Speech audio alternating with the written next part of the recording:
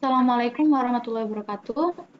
Sebelumnya, yang terhormat kepada Ibu Faizatul Fitriah, selaku dosen pembimbing mata kuliah Kimia Organik Preparatif. Di sini kami dari kelompok 3 akan membahas tentang sintesis ester. Ada pula kelompok 3, yaitu Farah Aida Izhar, Fauzia Sida, Ika Puspitaningrum, Ikmalia Raudati, Kanza Marita, dan Marisa Putri Rahmayanti. Selanjutnya, saya kembalikan kepada yang bertugas.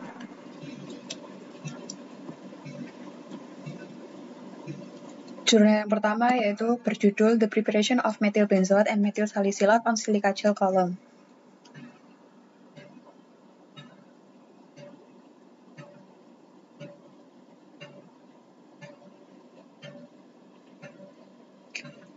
Banyak ester penting termasuk salisilat yang berguna dalam pengawetan makanan, pengendalian nyeri, dan pengendalian demam.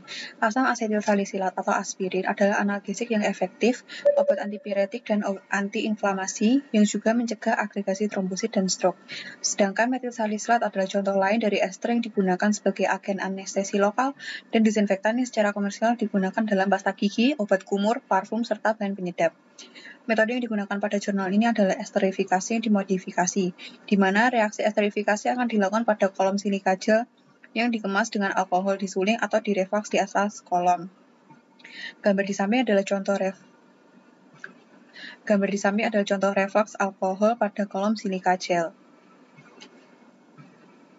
Next. Kemudian, bahan dan pelarut yang digunakan dalam jurnal ini adalah bahan yang pertama adalah asam benzoat yang dimurnikan dengan cara rekristalisasi dari air mendidih. Yang kedua natrium bikarbonat, yang ketiga natrium karbonat, dan yang keempat adalah asam salisilat. Sedangkan pelarut yang digunakan adalah dietil eter, metanol, etanol, dan minyak bumi.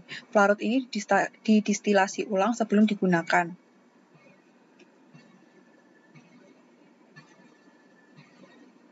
Kemudian persiapan metil benzoat. Yang pertama, kolom dikemas dengan silika gel hingga sekitar setengah kolom. Yang kedua, dicampur dengan 2 tetes asam sulfat pekat atau H2SO4, kemudian dimasukkan ke dalam kolom dan dipisahkan dengan beberapa silika gel. Diikuti dengan pencampuran asam benzoat dan dimasukkan ke dalam kolom, kemudian ditutup dengan silika gel. Yang ketiga, dihubungkan ke labu berisi metanol, ujungnya dihubungkan ke kondensor dan akhirnya ke penerima. Yang keempat, metanol dipanaskan di atas penanas air sampai semua kelebihan metanol terkumpul di penerima di ujung yang lain.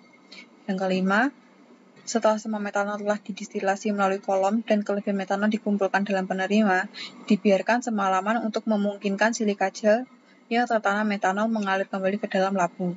Yang keenam, kolom dikosongkan ke dalam 3 gelas kimia, yaitu lapisan atas yang berisi asam benzoat, lapisan tengah lapisan silika gel atau H2SO4, dan lapisan bawah kolom silika gel.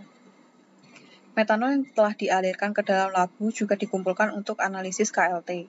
Yang ketujuh, campuran silika gel dan silika gel diekstraksi dengan dietil eter, dipekatkan dan dikumpulkan dalam botol sampel berlabel 1A sampai 4A. Keempat sampel ditempatkan pada plat KLT bersama dengan asam benzoat dan dikembangkan dengan campuran dietil eter dan petroleum eter dengan perbandingan 1:1. Kemudian sampel 2A dan 3A digabungkan. Yang kedelapan, sampel gabungan dicuci dengan air sampai netral, dikeringkan dengan magnesium sulfat anhidrat atau MgSO4 dan dipekatkan. Ya, kemudian terlihat pada plat KLT bersama dengan asam benzoat dan dikembangkan dengan campuran dietil eter petroleum eter dengan perbandingan 1:2. Next. Yang kesembilan, reaksi esterifikasi diulang dengan kolom pengepakan. Namun kali ini asam benzoat dan H2SO4 pekat dicampur sebelum dikemas dengan silika gel. Kolom kemudian dilengkapi dengan kondensor untuk reflux. Ini dilakukan selama 3 jam. Yang ke-10, dibiarkan semalaman. Keesokan harinya, kelebihan metanol didistilasi dan residunya dikumpulkan. Kolom dikosongkan ke dalam 2 gelas kimia, yaitu campuran lapisan asam dan bagian bawah kolom. Sampel diekstraksi dengan dietil eter, dipekatkan dan diberi label 1B sampai 3B. Sampel 1B yaitu lapisan campuran asam organik dan H2SO4 dicuci dengan air sampai netral sebelum diekstraksi. Sampel ditemukan, dikembangkan dengan sistem pelarut yang sama seperti pada percobaan pertama. Produk disimpan dalam botol sampel berlabel.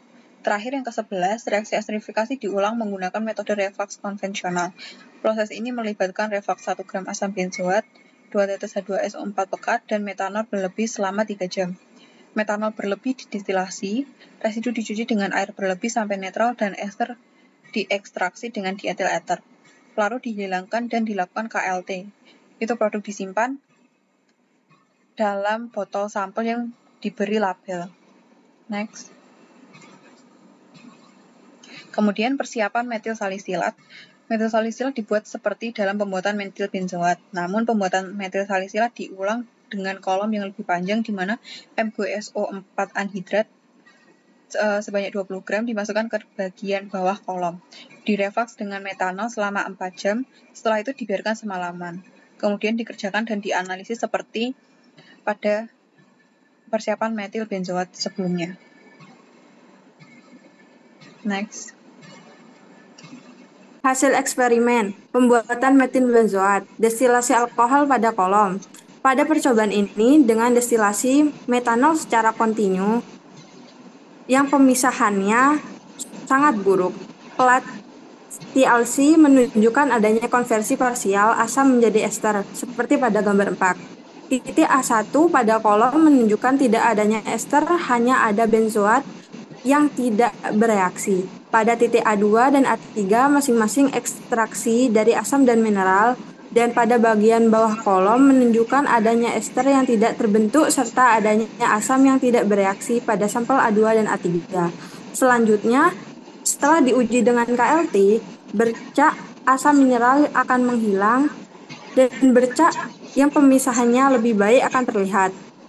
Adanya ester dan asam benzoat dengan presentase 21,04%. Presentase ini termasuk rendah karena konversi asam benzoat menyebabkan rendahnya hasil presentase tersebut.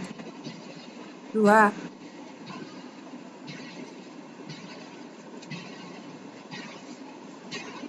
Reflux.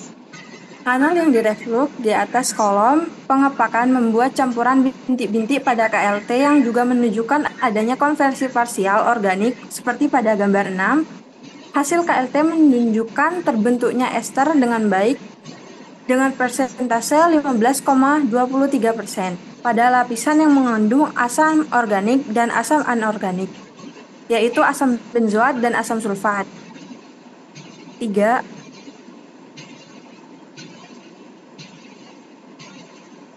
Metode konvensional. Hasil TLC menunjukkan jika asam benzoat hanya sebagian terkonversi menjadi metil esternya dengan persentase 10,35%. Hal tersebut karena tidak dilakukannya penghilangan air secara bersamaan pada saat proses esterifikasinya, yang menyebabkan rendahnya hasil konversi menjadi ester. Hasil eksperimen pembuatan metil salisilat. 1. Menggunakan metode distilasi kontinu. Metanol dan asam salisilat bereaksi dengan titik leleh dikristalisasi 160 derajat Celcius pada gambar 8. Hasil dari KLT dengan distilasi kontinu ini adalah alkohol pada kolom kemasan yang menunjukkan pengubahan sebagian asam menjadi ester seperti pada gambar 9. Ester yang ditemukan pada bagian bawah kolom ekstrak dengan presentase yang rendah yaitu 10,23% dan termasuk kristal dari 1G yang titik lelehnya 150 derajat Celcius, berarti adalah asam salisilat yang tidak bereaksi.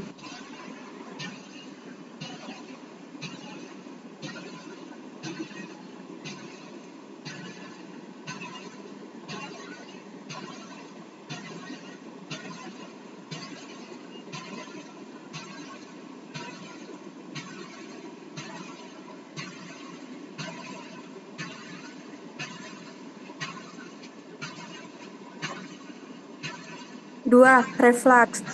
Dari hasil Percobaan refleks ini menunjukkan jika asam organik diubah menjadi ester. Ester dan asam yang tidak bereaksi akan mengalirkan kolom ke dalam labu destilasi dan tidak ditemukan adanya ester. Seperti pada gambar 10, hasil dari percobaan ini sangat rendah, yaitu 2,82%. Penyebab dari rendahnya hasil ester percobaan refleks ini karena labu destilasi yang berisi kolom dicuci dengan metanol yang menghasilkan air sebagai produk sampingan. Air tersebut menghambat pembentukan ester.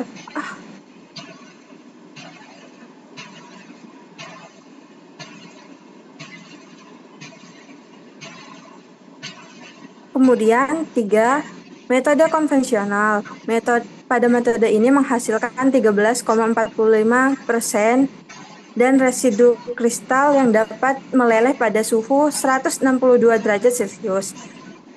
Itu membuktikan bahwa asam organik tidak bereaksi. Penambahan MgSO4 anhidrat ke dalam silikat gel untuk menjebak air yang menghasilkan sebagai produk sampingan dapat meningkatkan hasil ester seperti pada gambar 12. Salah satu faktor yang dapat menyebabkan rendahnya hasil ester adalah reversibilitas reaksi esterifikasi, yaitu saat ester sudah mencapai kesetimbangan laju reaksi maju dan laju reaksi mundur sama.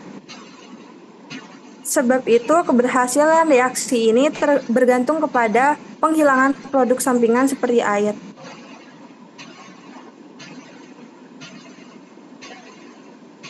Kesimpulan, beberapa metode yang telah dicoba untuk meningkatkan hasil dari reaksi esterifikasi, termasuk penggunaan asam mineral melebihi jumlah katalik yang dibutuhkan, penggunaan katalis dan campuran katalis yang berbeda, serta penggunaan enzim seperti katalis lipase yang dimobilisasi. Hasil diperoleh dalam hal persentase konversi dan menunjukkan bahwa metode ini mungkin cocok untuk persiapan skala mikro, sistem pendukung padat atau lainnya. Dikombinasi mungkin menghasilkan beberapa perbaikan seperti ditunjukkan pada esterifikasi senyawa anhidrat flatat.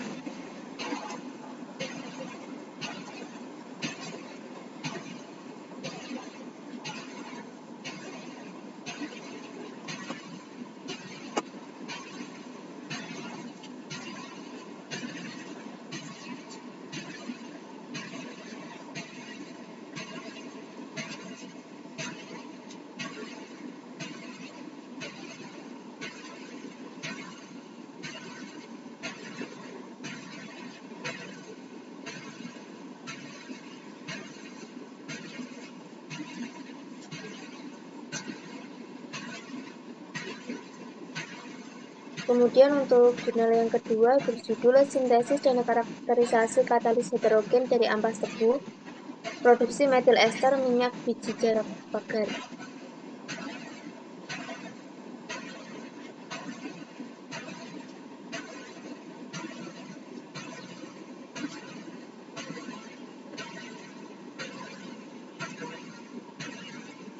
Standar hidup kita bergantung pada energi adalah fakta yang sudah diketahui secara umum. Dalam hal ini, pemanfaatan energi meningkat pesat sebagai akibat dari pesatnya industrialisasi, metropolitanisasi, dan pertumbuhan populasi dunia. Seiring berjalannya waktu, sehingga memberikan dampak buruk terhadap lingkungan. Biodiesel merupakan salah satu energi alternatif terbarukan yang relevan dan memiliki keunggulan besar dibandingkan bahan bakar diesel konvensional karena pada pembakarannya menghasilkan lebih sedikit gas rumah kaca dan biodiesel tidak mengandung senyawa poliaromatik serta senyawa belerang dan nitrogen beracun lainnya. Eksplorasi dan pemanfaatan katalis yang efektif merupakan salah satu faktor yang sangat penting untuk produksi biodiesel yang hemat biaya. Untuk meningkatkan efisiensi dan kualitas katalis terbaik, saat ini digunakan beberapa katalis basa padat yang berasal dari berbagai limbah pertanian, seperti beberapa di antaranya tangkai pisang, kulit buah kacang kola, kulit jeruk, dan lain-lain. Hal ini dilaporkan memiliki aktivitas katalitik yang baik untuk produksi biodiesel.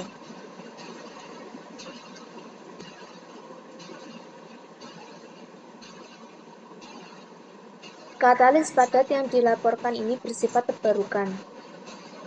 Dapat didaur ulang, tidak korosif, ramah lingkungan dan hemat biaya, dan katalis tersebut terutama mengandung oksida logam alkali dan alkali tanah, serta karbonat yang menunjukkan efisiensi yang baik dalam produksi biodiesel.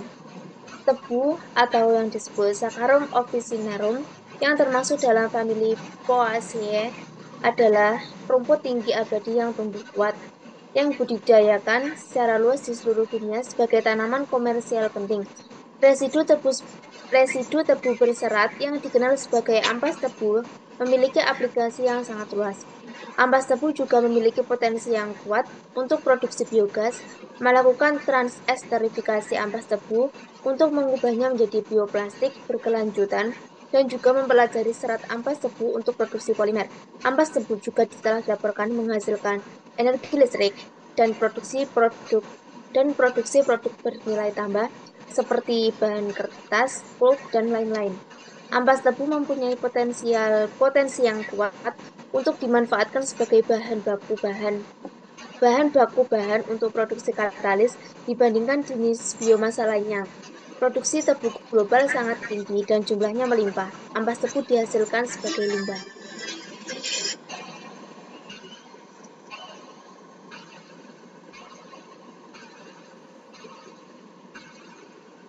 Selanjutnya, metode.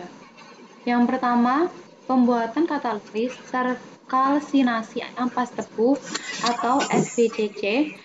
Limbah ampas tebu dijemur di bawah terik matahari selama 15 hari. Dilakukan pengapian di udara terbuka untuk mendapatkan abunya dan simpan dalam wadah kedap udara. Setelah itu, kalsinasi abu selama 2 jam pada suhu 550 derajat Celcius dalam tungku peredam. Kemudian didinginkan dalam desikator dan digiling dengan lesung alu. Bubuk halus lalu disimpan dalam wadah kedap udara. Selanjutnya yang kedua, karakterisasi SPCC meliputi analisis XRD serbuk, analisis FTIR, analisis EDX, penentuan nilai pH, penentuan kebasaan katalis, dan frekuensi pergantian.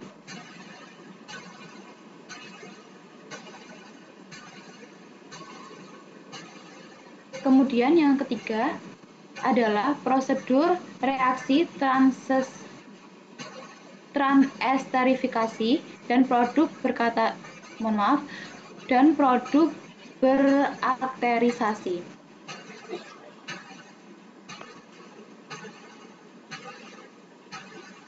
Yaitu sintesis metil ester minyak biji jarak pagar atau JSOMe dari jarak pagar minyak sebanyak 2 gram dengan pelarut metanol menggunakan katalis terkalsinasi ampas tebu atau SPCC dengan konsentrasi 5, 10, 15, dan 20%.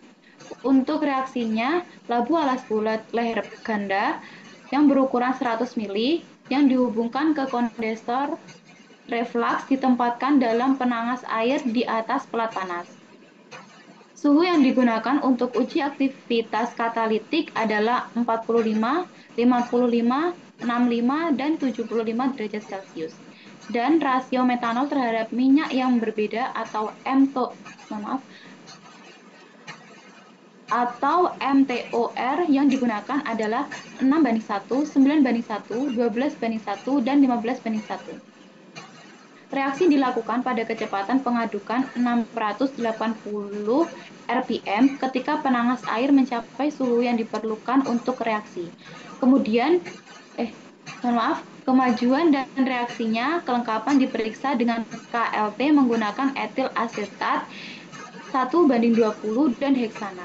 Setelah reaksi selesai, faktor reaksi yang diperlukan dicatat dan kemudian katalis dipisahkan dengan penyaring menggunakan kertas saring Waldman 42 dengan pompa hisap. JSOMe yang dihasilkan diekstraksi dengan heksana menggunakan corong pisah. Dilanjutkan dengan penambahan larutan NaCl 10% dan produk diekstraksi 4 kali. Bagian lapisan organik yang dikumpulkan mengandung produk disimpan semalaman dengan penambahan anhidrat Na2SO4. Pelarut atau heksana diperoleh kembali menggunakan penguap putar pada 50 derajat Celcius dan digunakan kembali.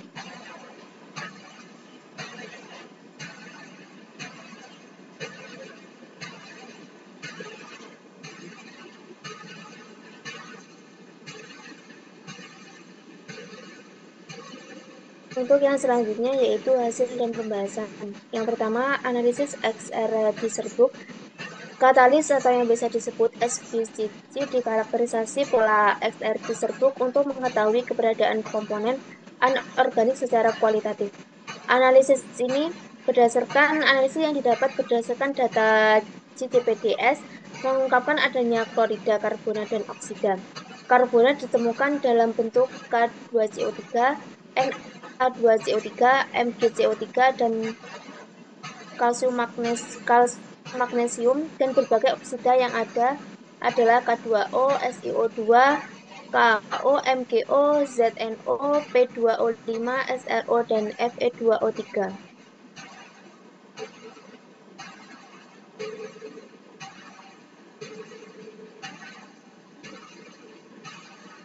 Kemudian analisis yang kedua yaitu analisis FTIR. Pita pada 3450 menunjukkan getaran ikatan OH akibat absorpsi molekul H2O pada katalis. Puncak FTIR pada frekuensi 1640, 1462, 1422, dan 1385 menunjukkan frekuensi tegangan ikatan CO akibat adanya karbonat, yang menandakan adanya logam karbonat dalam katalis. Kemunculan puncak yang tajam pada 1043 cm1 mewakili getaran ikatan SiO-Si dan menunjukkan adanya SiO2. Puncak yang muncul pada 783 cm1 mungkin disebabkan oleh frekuensi regangan KO, sedangkan puncak pada 620 dan 565 ini mungkin mewakili vibrasi ikatan CaO. Kajian FTIR mendukung keberadaan SiO2, K2O, CaO, dan K2CO3 pada katalis SVCC seperti yang diperkirakan dari pola SRD.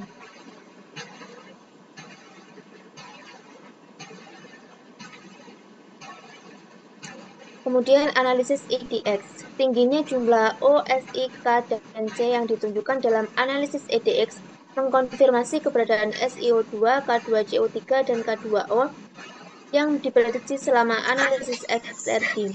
Katalis yang berasal dari limbah tanaman yang mengandung kandungan K tinggi memiliki aktivitas katalitik yang baik, dan K dalam bentuk karbonat dan oksida serta komponen aktif lainnya dapat secara efektif mengkatalisis transesterifikasi minyak menjadi biodiesel.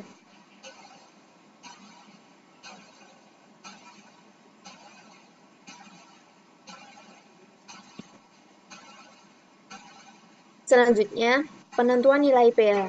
Nilai pH katalis yang dilarutkan dalam air suling pada perbandingan yang berbeda diukur, dan perubahan nilai pH yang diamati dengan pengenceran terlihat pada gambar 8. Terlihat bahwa nilai pH pada perbandingan 1:5 dan 1:4 masing-masing menunjukkan hasil, yaitu 12,10 dan 11,62, yang menunjukkan penurunan bertahap sifat dasar katalis dengan pengenceran. Dari nilai pH yang diukur, dapat diperkirakan bahwa katalis dapat memiliki kebasaan yang luar biasa.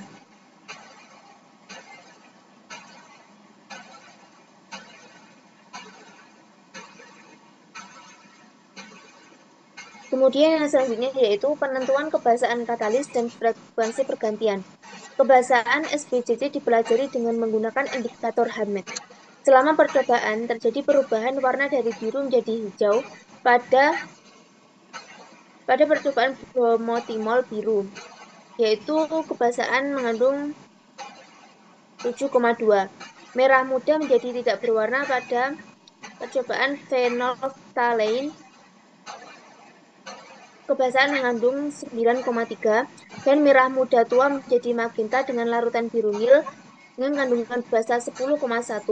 Namun, katalis tidak mampu mengubah warna larutan metanol 4 nitroanilin yang mengandung kebasaan 18,4 dan anilin yang mengandung kebasaan 27,0. Indikator terhadap larutan asam benzoat dengan konsentrasi 0,01 mol. Dengan demikian, kisaran kekuatan dasar SPCC ditemukan dalam tidak kurang dari 10,1 dan tidak lebih dari 18,4 dan kebasaan katalis diperkirakan 0,0891 mol G1 dengan menggunakan hasil kebasaan frekuensi pergantian atau yang disebut dengan TOF katalis dihitung. TOF secara signifikan memberikan informasi tentang kemajuan katalis. Nilai TOF dihitung dan menghasilkan nilai yaitu 6,59 HI.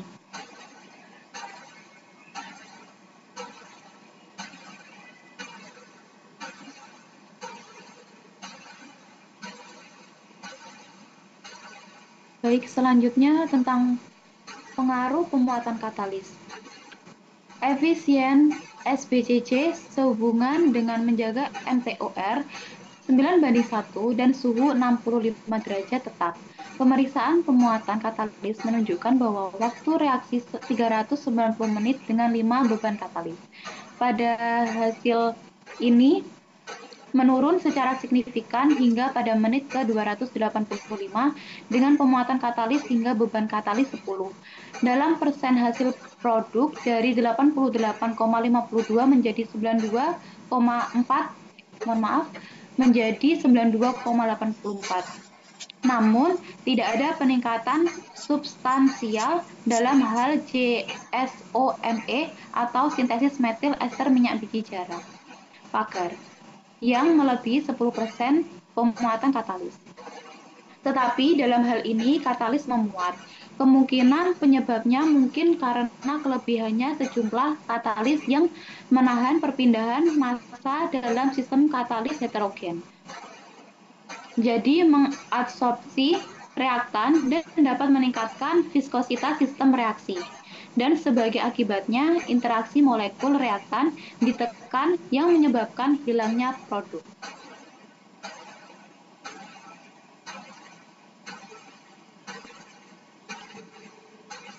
Selanjutnya, pengaruh MTOR-JSOMe.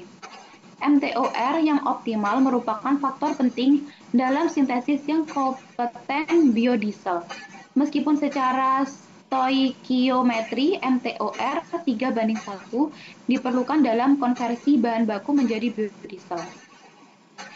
Bisa terlihat pada gambar di samping, rasio molar yang lebih tinggi dapat menggeser keseimbangan terhadap produk. Reaksi dengan MTOR diselidiki pada 65 derajat Celcius menggunakan 10 berat katalis. Hasil dari JSOMe meningkat dari 89,35 menjadi 92,84 berat katalis. Dengan peningkatan MTOR dari 6:1 hingga 9:1 melampaui MTOR bila reaksi diuji dengan MTOR 12:1 dan 15:1 tidak ada peningkatan hasil produk yang terlihat. Hal ini mungkin disebabkan oleh pengenceran campuran reaksi dengan peningkatan konsentrasi metanol yang menyebabkan berkurangnya interaksi katalis dengan molekul reaktan. Dengan demikian, MTOR sebesar 9:1 dianggap sebagai rasio optimum untuk sintesis biodiesel.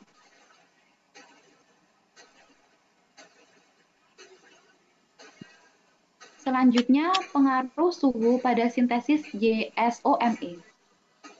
Pengaruh suhu terhadap konversi minyak jarak menjadi biodiesel dipelajari menggunakan MTOR 9:1 dan 10 beban katalis. Setelah diamati peningkatannya, seperti terlihat pada gambar di samping, pada suhu reaksi dari 45 derajat Celcius ke 55 derajat Celcius dan kemudian ke 65 derajat Celcius, waktu yang diperlukan untuk menyelesaikan reaksi menurun secara signifikan dari 480 menit dalam suhu 45 derajat Celcius menjadi 285 menit pada suhu 65 derajat Celcius. Peningkatan suhu lebih lanjut hingga 75 derajat Celcius, reaksi waktu tidak berkurang secara nyata. Dibutuhkan waktu reaksi untuk eksperimen yang tinggi. Hal ini mungkin disebabkan oleh rendahnya kalium, yaitu sebesar 12,07 beban katalis, dan kandungan kalsium 2,43% beban katalis dalam katalis dibandingkan dengan katalis berbasis biomasa lainnya. Contoh salah satunya yaitu seperti kulit buah kakao 1,21 yang memiliki kandungan logam alkali. Jika suhu dinaikkan dari 45 derajat Celcius menjadi 65 derajat Celcius, hasil biodiesel meningkat dari 89,13 menjadi 92,84. Namun, ketika suhu dinaikkan menjadi 75 derajat Celcius, tidak ada peningkatan lebih dalam hasil produk. Oleh sebab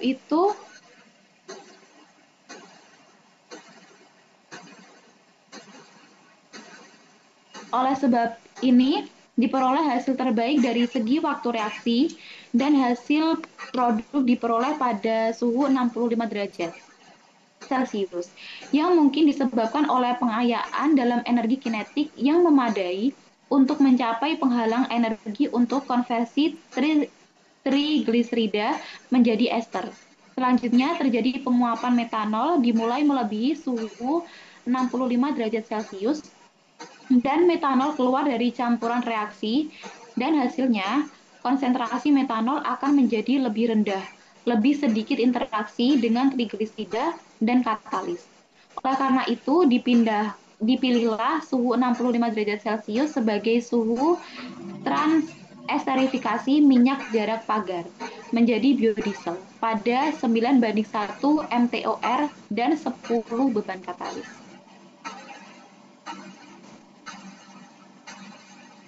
Selanjutnya, mekanisme reaksi transesterifikasi. Berdasarkan mekanisme Ehley-Riedel, mekanisme produksi JSOMe melalui transesterifikasi dari penelitian ini diilustrasikan dalam skema 2. Seperti gambar di samping. Pada awalnya, situs basa aktif MO atau K2CO3, K2O, CaO atau MgO terdapat dalam padatan. Katalis berinteraksi dengan trigliserida dan adsorpsi terjadi pada permukaan katalis. Pembentukan metil ester terjadi karena interaksi permukaan metanol dengan trigliserida yang teradsorpsi. Langkah ketiga melibatkan penyisipan atom H ke tulang punggung bagian gliserol yang teradsorpsi yang menyebabkan desorpsi molekul gliserol. Situs aktif katalis dipulihkan dan interaksi lebih lanjut dimulai dengan molekul trigliserida. Kesimpulan yang dapat diambil dari jurnal kali ini yaitu katalis padat terbarukan berbiaya rendah dibuat dari limbah ampas tebu dan diterapkan untuk sintesis biodiesel. Katalis mengandung berbagai oksida logam dan karbonat, bersifat basa dengan kekuatan basa 10,1 kurang dari tidak lebih dan tidak kurang dan tidak lebih dari 18,4 dan mempunyai efikasi yang baik untuk reaksi dengan TOF 6,59H1 dan nilai EA 22,12 kJ/mol. Karena ketersediaannya yang melimpah, kemampuan terbarukan dan kelayakan ekonomi yang tinggi, limbah ampas tebu mempunyai potensi untuk dikembangkan sebagai katalis dasar yang mudah untuk produksi biodiesel dalam skala besar seiring dengan pengembangan bahan lain untuk penerapan berkelanjutan.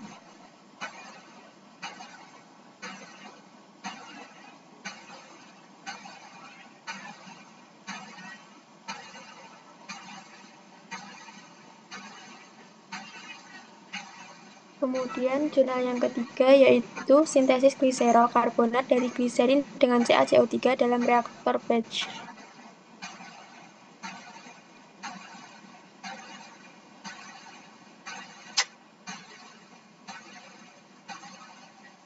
Peningkatan industri penghasil biodiesel telah menghasilkan kelebihan produk gliserin sebagai produk sampingan. Hal ini menyebabkan harga gliserin menjadi lebih murah karena melebihi permintaan. Gliserol karbonat merupakan turunan kimia gliserin yang bernilai tinggi dengan memiliki berbagai aplikasi yaitu sebagai zat antara kimia dalam produksi polimer, sebagai bahan pengawet dan surfaktan, dan sebagai elektrolit pilihan dalam produksi baterai litium-ion dan sebagai pelarut pembawa. Gliserol Gliserol karbonat memiliki stabilitas kimia yang sangat baik, tidak mudah terbakar dan larut dalam air. Oleh karena itu, gliserol karbonat memiliki biodegradabilitas yang baik dan volatilitas yang rendah. Beberapa metode untuk dapat diperoleh sintesis gliserol seperti transesterifikasi dengan karbonat siklik atau karbonat langsung menggunakan CO2 sebagai bahan bakar. Metode karbonasi langsung memerlukan katalis logam yang berkualitas tinggi. Oleh karena itu, latar belakang penelitian ini adalah untuk mengembangkan metode sintesis gliserol karbonat yang ramah lingkungan menggunakan CaCO3 sebagai sumber CO2.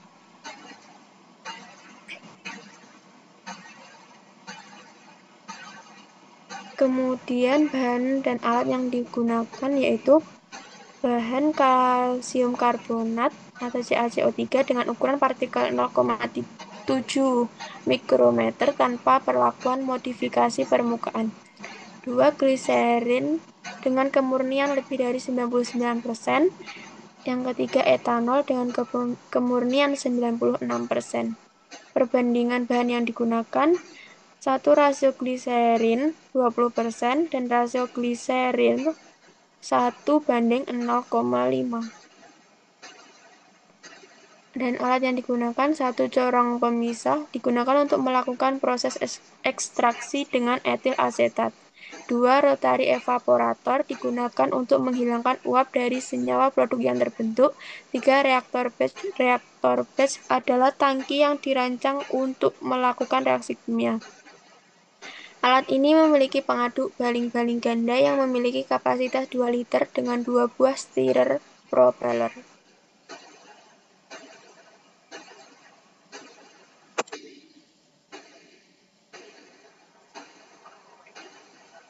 Rumus molekul gliserol karbonat yang disintesis yaitu 1 gliserol karbonat siklik atau C3H5O3. Struktur kimianya yaitu CH, OC, OO, CH2, CH, OH, CH2, OC, CH. Rumus molekul terdiri dari 3 atom karbon, 3 atom hidrogen, 3 atom oksigen. Yang kedua, gliserol karbonat linear. Struktur kimianya yaitu CH-OC-O2, CH2, CH-OC-O2, CH3. Rumus molekul terdiri dari 3 atom karbon, 3 atom hidrogen, dan 3 atom oksigen. Gambar di samping merupakan rute sintesis gliserol karbonat yang terbentuk.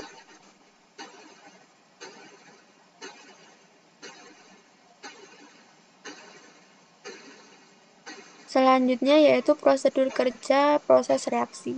Yang pertama, reaktor diisi dengan 500 ml gliserin sebagai bahan utama. Kedua, ditambahkan CaCO3 sebagai sumber CO2 dengan rasio gliserin atau CaCO3 20%. 3. Kemudian ditambahkan etanol dengan rasio gliserin atau etanol 1:0,5 untuk mempercepat dekomposisi CaCO3.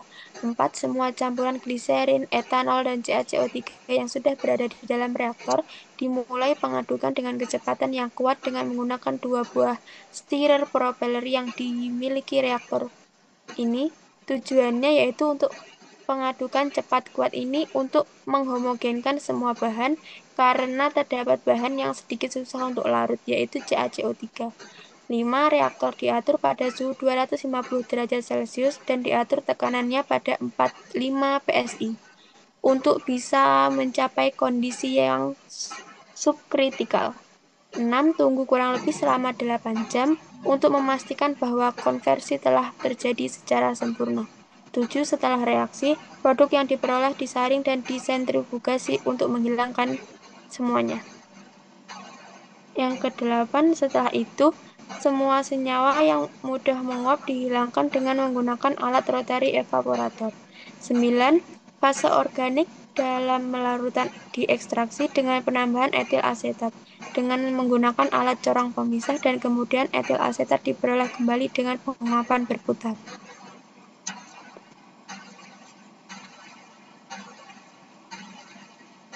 Kemudian identifikasi hasil produk gugus fungsi. 1. Difraksi sinar X atau XLD untuk karakterisasi CaCO3, yaitu untuk mengetahui struktur kristal dan kemurnian CaCO3 dan untuk memperlihatkan puncak-puncak difraksi yang sesuai dengan kartu data CaCO3 bentuk kalcit. Kedua, resonansi magnetik nuklir atau NMR, yaitu 1 HNMR untuk mengukur sinyal proton gliserol karbonat dan karbonat linear, dan 13C NMR untuk mengidentifikasi sinyal karbon atom siklus dan unit linear. 3. Spektroskopi inframerah atau FTIR dengan diamond ATR, yaitu untuk mengidentifikasi kelompok fungsional khusus karbonil dan untuk menunjukkan puncak absorbansi karakteristik karbonil pada 3323 dan 1400 cm1. 4. Analisis termogravimetri atau TGA, yaitu untuk menguji stabilitas panas dan periode dekomposisi produk, dan untuk menunjukkan kurva dekomposisi yang mirip dengan literatur gliserol karbonat. Yang kelima, spektroskopi massa atau GCMS untuk mengidentifikasi fragmen molekul yang sesuai dengan struktur gliserol karbonat.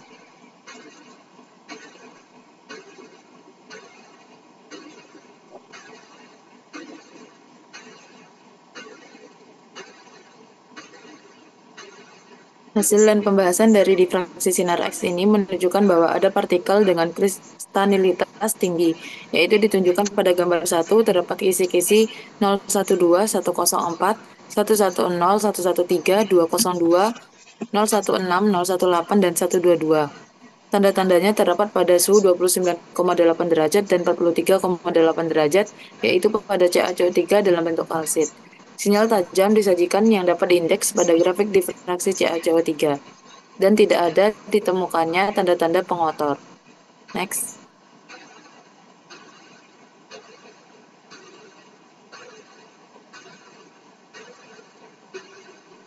Hasil yang kedua dari analisis NMR dalam satu spektrum HNMR yang ditunjukkan pada gambar 2A terdapat campuran GC dan gliserin.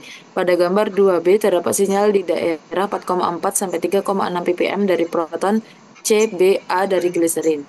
Ada juga tumpang tindih dari sinyal A1 dari gliserol karbonat.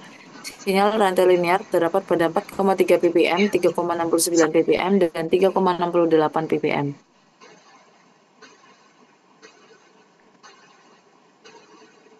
Selanjutnya, pada gambar 3, spektrum 13C produk menyajikan sinyal dari atom karbon siklik serta unit linear.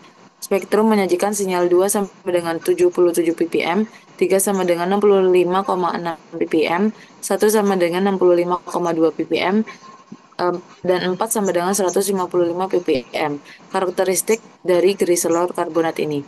Sedangkan sinyal karbonat linear terbentuk pada 64 ppm, 76 ppm untuk atom karbon linear 1-3 unit. Hal ini menunjukkan bahwa jalur sintesis memfasilitasi pembentukan karbonat siklik seperti gliserol karbonat linear seperti yang ditunjukkan pada skema 3. Hasil pembahasan yang ketiga yaitu analisis FTIR yang ditunjukkan pada gambar 4. Spektrum produk yang diperoleh terlihat pada pita pada panjang gelombang 3323 cm dan 1400 cm karena adanya getaran OH dari rantai 2 hidroksimetil. Terdapat pada pita serapan yang mendekati panjang gelombang 2950 dan 2900 karena getaran ikatan CH2 dan CH dari gugus siklik O-metilen dan O-metiliduna yang termasuk dalam karbonat.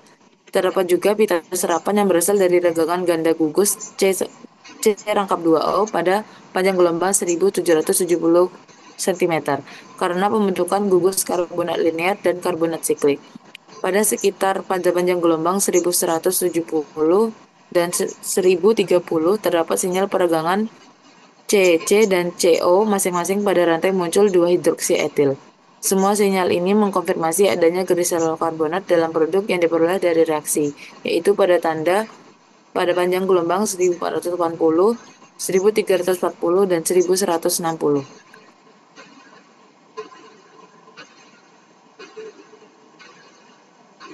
Hasil yang terakhir ditunjukkan dari analisis termografimetri, yaitu studi termografimetri ini menunjukkan stabilitas thermal produk. Pada gambar 5A, termogram dihargai. GC memiliki stabilitas kimia sangat baik, yaitu pada titik nyala lebih dari 204 derajat Celcius. Yang terakhir diamati pada kurva 3A atau garis hitam yang menunjukkan penurunan berat sebesar 10% antara 50 derajat Celcius dan 100 derajat Celcius karena sisa air dari gliserin ini. Penurunan berat nyata pada 170 derajat Celcius dan penurunan berat badan yang besar terjadi antara 200 derajat Celcius dan 245 derajat Celcius, yang merupakan indikasi jelas dari pemecahan gliserol karbonat.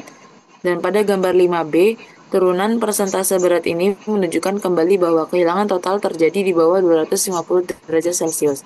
Hal ini masih termasuk sesuatu yang masuk akal, karena penurunan berat yang disebutkan sebelumnya yaitu karena kelembapan dan sisa air dari gliserin yang terbentuk.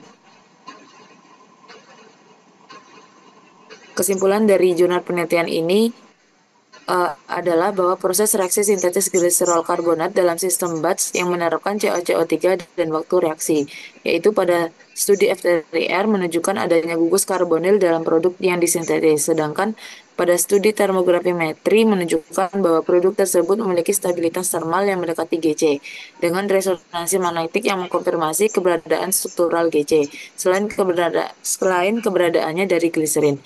Demikian pula pada spektrum NMR mengungkapkan adanya struktur siklik gliserol karbonat, selain adanya rantai gugus karbonat linear. Proses sintesis terbukti cocok untuk menghasilkan monomer yang diminati, yang melalui jalur polimerisasi yang diketahui dapat menghasilkan produk yang bernilai ekonomis tinggi. Baik, terima kasih. Sekian dari kami, kurang lebihnya kami mohon maaf. Wassalamualaikum warahmatullahi wabarakatuh.